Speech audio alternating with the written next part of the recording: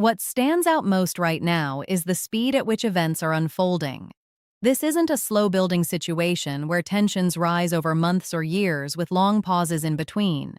Instead, developments are happening almost back-to-back, with very little time for adjustment or reflection. Actions are being taken, responses are coming quickly, and each new development seems to carry more weight than the last. This rapid escalation changes the entire nature of the conflict. When things move slowly, there's usually space for analysis, communication, and sometimes even correction. But when events start accelerating, that space begins to disappear. Decisions are made under pressure, often with incomplete information, and there is less opportunity to step back and reconsider the direction things are heading. Another important aspect is how each new action seems to raise the stakes slightly higher. What might have been considered a major escalation earlier now becomes part of a growing pattern. Over time, this creates a new baseline, where stronger and more aggressive actions become normalized. This gradual shift can make it harder to recognize just how serious the situation has become, because each step feels like a continuation rather than a major turning point. The speed of escalation also affects how both sides prepare and respond. Instead of carefully planned, long-term strategies, there is a greater focus on immediate reaction. Military readiness increases, alert levels rise, and forces may be repositioned quickly in response to changing conditions. This kind of environment prioritizes speed over precision, which can introduce additional risks. There is also a psychological effect that comes with rapid escalation. As events unfold quickly, there is a growing sense of urgency and pressure on decision-makers. The need to respond quickly can override more cautious approaches, leading to actions that might not have been taken under calmer circumstances. This pressure can build over time, influencing not just individual decisions, but the overall direction of the conflict. At the same time, the constant flow of developments makes it difficult for observers, analysts, and even governments to keep up. Information is coming in from multiple sources, not all of it verified, and interpretations can change rapidly as new details emerge.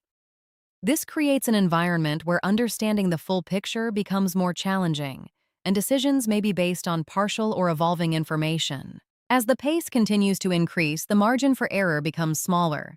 There is less time to verify, less time to communicate, and less time to adjust course. Each new step forward happens quickly, often before the full impact of the previous one has been fully understood. One of the most dangerous patterns in conflicts like this is how retaliation begins to create a continuous cycle that feeds on itself.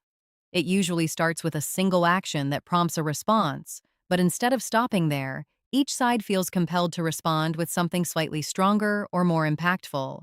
Over time, this back-and-forth dynamic builds momentum, making it increasingly difficult to break out of the cycle. What makes this especially risky is that retaliation is often driven by perception as much as reality. A move that one side considers justified or limited may be seen by the other as aggressive or disproportionate. That difference in interpretation can lead to a stronger response than originally expected, which then triggers an even more forceful reaction in return. This chain of escalating responses can quickly move beyond the initial cause of the conflict. Another important factor is the pressure to maintain credibility. In high-tension situations, backing down or responding weakly can be perceived as a loss of strength, both domestically and internationally. As a result, leaders may feel obligated to respond in a way that demonstrates resolve, even if it increases the risk of further escalation. This need to appear strong can reinforce the cycle, making each response more intense than the last. The cycle of retaliation also reduces the opportunity for pause. In a more controlled situation, there might be moments where both sides step back, assess the situation, and consider alternative paths. But when retaliation becomes continuous, those pauses become shorter or disappear altogether. Each new action demands an immediate response, leaving little room for de-escalation or careful planning. There is also the issue of cumulative impact. Even if individual actions are limited in scope, their combined effect over time can significantly raise the level of tension. What might seem like a series of small or contained responses can gradually push the situation toward a much larger confrontation. This buildup can go unnoticed until a tipping point is reached, where the intensity suddenly becomes much more apparent. Additionally, the involvement of different actors can complicate the cycle further. Not all responses are perfectly coordinated, and actions taken by one group or unit can trigger reactions that extend beyond the original intent. This adds unpredictability, as each new response may come from a slightly different perspective or objective, making the overall pattern harder to control. As the cycle continues, it becomes less about the original issue and more about the ongoing exchange itself.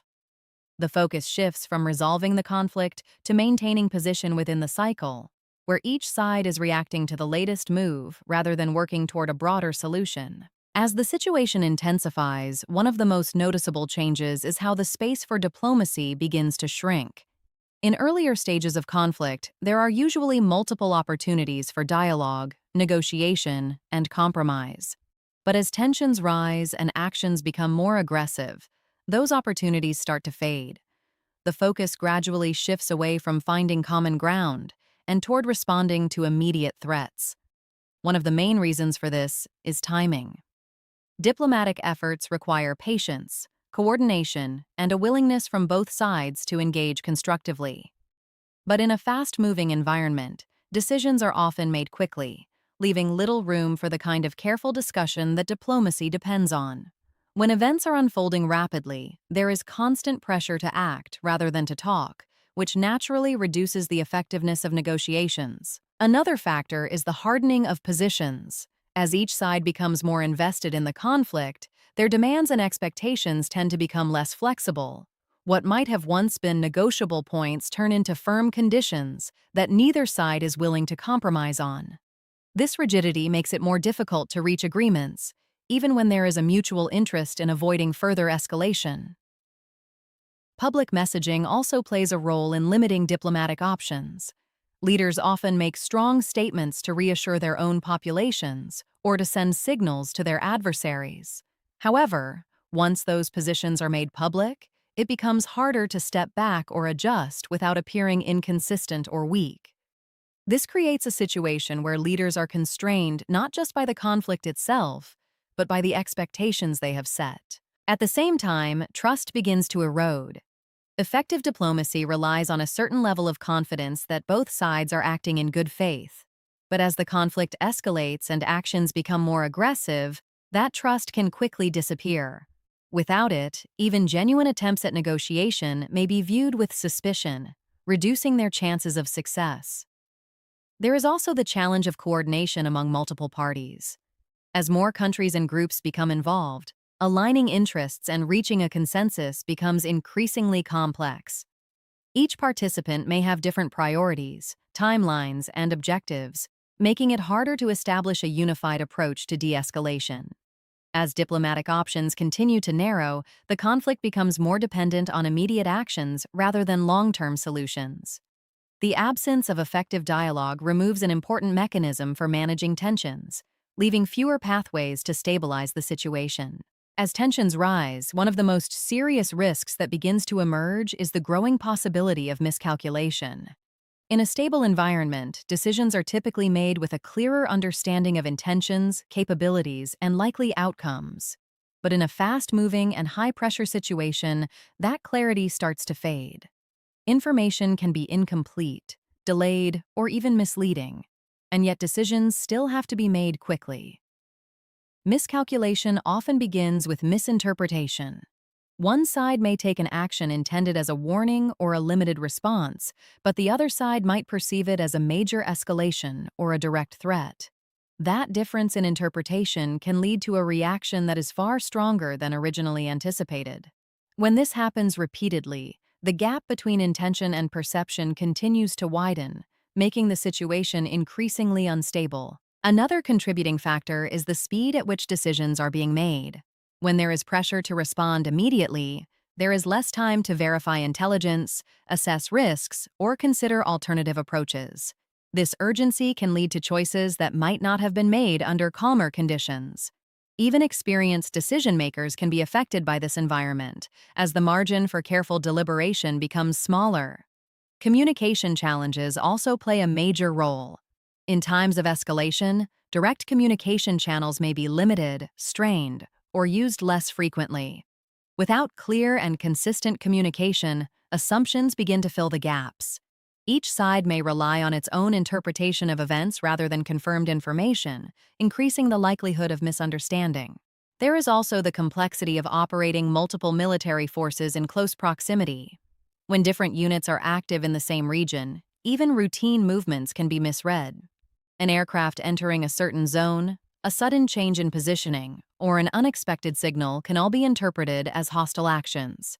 In such a tense environment, there is little room for error, and even minor incidents can trigger significant responses. Technological factors add another layer to this risk. Advanced systems, automated defenses, and rapid response mechanisms are designed to act quickly, sometimes within seconds.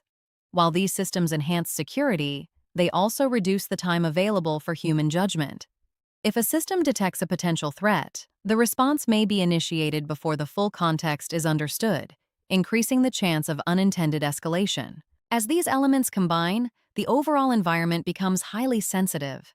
Small actions carry greater weight, and the consequences of errors become more severe. Even well-intentioned decisions can lead to outcomes that were never originally planned, simply because of how they are perceived and responded to in such a volatile situation. As the situation continues to escalate, the involvement of additional countries begins to transform the conflict into something far more complex than a two-sided confrontation. What might have initially been a direct exchange between specific nations starts to draw in other players, each with their own interests, alliances, and strategic concerns. This gradual expansion doesn't always happen through formal declarations. It often begins with indirect support, increased military presence, or political alignment. One of the key reasons more countries get involved is due to existing alliances and commitments. Many nations have defense agreements or strategic partnerships that influence how they respond when tensions rise. Even if they are not directly attacked, they may feel obligated to support their allies through logistical assistance, intelligence sharing, or military positioning. This kind of involvement can quickly deepen their role in the conflict. There is also the factor of regional security. Countries located near the conflict zone may become increasingly concerned about the potential for spillover effects. As a result, they may begin to strengthen their defenses, increase surveillance, or take precautionary measures that signal readiness. While these actions are often defensive in nature, they can still contribute to rising tension, especially if they are interpreted as preparation for involvement. Another dimension is the role of global powers that have broader strategic interests. Even if they are not directly engaged in the conflict, they are closely monitoring developments and positioning themselves accordingly. This can include diplomatic support, economic measures, or subtle forms of influence that shape how the situation evolves. Their involvement adds another layer of complexity, as their decisions are often based on long-term geopolitical considerations. The presence of multiple actors also increases the number of decision-making centers. Instead of a single line of communication between two sides, there are now multiple channels, each with its own priorities and perspectives. Coordinating actions and responses becomes more difficult, and the risk of conflicting strategies grows. What one country sees as a measured step, another might interpret as a significant escalation. There is also the possibility of indirect engagement through proxy groups or aligned forces. These groups may operate with some level of independence, but their actions can still reflect or influence the broader conflict. If they initiate attacks or respond to developments, it can draw their supporting nations further into the situation, sometimes in ways that were not originally planned. As more countries become involved, the scale of the conflict expands not just geographically, but also strategically. The objectives become more varied, the interactions more complex, and the potential outcomes more difficult to predict. Each new participant adds another layer of uncertainty, making it increasingly challenging to manage the overall direction of the situation. As the situation continues to accelerate, one of the most serious consequences is how difficult it becomes to maintain control over the overall direction of events. In a more stable conflict, there is usually some level of predictability. Each side understands the limits, the likely responses, and the general boundaries within which actions will take place. But as escalation increases, those boundaries begin to blur, and control starts to slip. One of the main reasons for this loss of control is the sheer number of variables involved. With multiple actors, rapid decision-making, and constant developments, it becomes increasingly challenging to manage every aspect of the situation. Even well-planned strategies can be disrupted by unexpected moves from the other side, or by changes in circumstances that were not anticipated. Another factor is the pace at which events are unfolding. When actions and reactions happen quickly, there is less time to assess outcomes before the next step is taken. This creates a situation where decisions are layered on top of one another without fully understanding their combined impact. Over time, this can lead to unintended consequences that push the situation further away from stability. Coordination also becomes more difficult as the conflict grows. Within each country, there are multiple institutions involved: military leadership, political decision-makers, intelligence agencies, all working under pressure. Aligning these different elements requires time and clear communication, both of which can be limited in a fast-moving environment. Any breakdown in coordination can lead to actions that are inconsistent or misaligned with broader objectives. There is also the challenge of maintaining clear communication between opposing sides. In high-tension situations, direct communication channels may be reduced or used cautiously, which increases the reliance on indirect signals and interpretations. Without clear dialogue, it becomes harder to manage escalation, as each side may be acting based on assumptions rather than confirmed understanding. The involvement of advanced technology and rapid response systems adds another layer of complexity. These systems are designed to react quickly to perceived threats, sometimes with minimal human intervention. While they enhance defensive capabilities, they also reduce the time available to pause and reconsider actions. Once certain processes are set in motion, stopping or adjusting them can become difficult. At the same time, the psychological pressure on decision-makers continues to build. Leaders are required to make critical choices under intense scrutiny, with limited information and high stakes. This pressure can influence judgment, leading to decisions that prioritize immediate concerns over long-term stability. As all of these elements combine, the situation becomes increasingly difficult to guide in a controlled and predictable way.